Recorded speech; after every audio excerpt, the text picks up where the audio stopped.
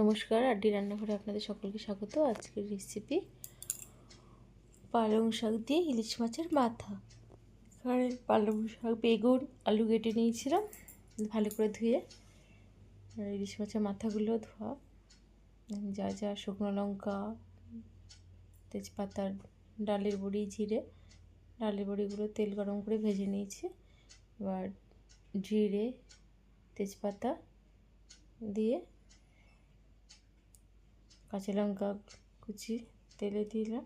তারপরে স্বাদ মতো নুন এবং হলুদ মাখিয়ে মাছের মাথাগুলো ভালো করে ভেজে নেব। মাছের মাথাগুলো ভালো করে ভাজা হয়ে গেলে পালং শাকগুলো দিয়ে দেবো। তার মধ্যে বেগুন, আলু আছে। রেসিপিটি ভালো লাগলে আপনাদের লাইক, কমেন্ট, শেয়ার করতে ভুলবেন না। আপনাদের একটা লাইক, কমেন্ট আমাদের পরবর্তী ভিডিও বানাতে উৎসাহ জাগায়। দেখুন এখানে পালং শাকগুলো যাতে মজে যায় তাই জন্য ঢাকনা দিয়ে ঢেকে দিয়েছি, না হলে নুনের পরিমাণটা দেওয়া যাবে না। এখানে স্বাদ মতো নুন, হলুদ এবং জিরের গুঁড়ো দিয়েছি। দেখুন পালং শাক থেকে অনেকটা জল বেরিয়ে গেছে। এই জলেই পুরো রান্নাটা হয়ে যাবে।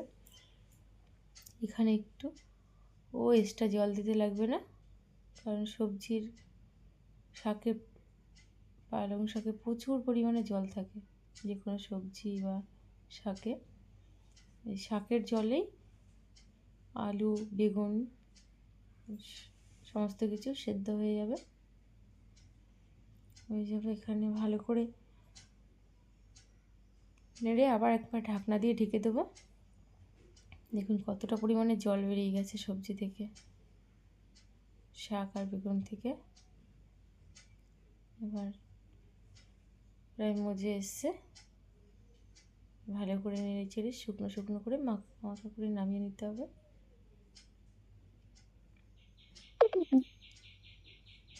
দেখুন রান্নাটা প্রায় হয়ে এসছে। এবার ডালের বড়িগুলো ছড়িয়ে দেব।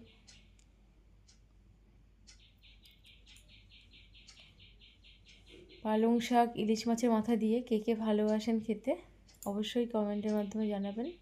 দেখা হবে পরবর্তী ভিডিওতে। ততক্ষণ আপনারা ভালো থাকবেন, সুস্থ থাকবেন। নমস্কার।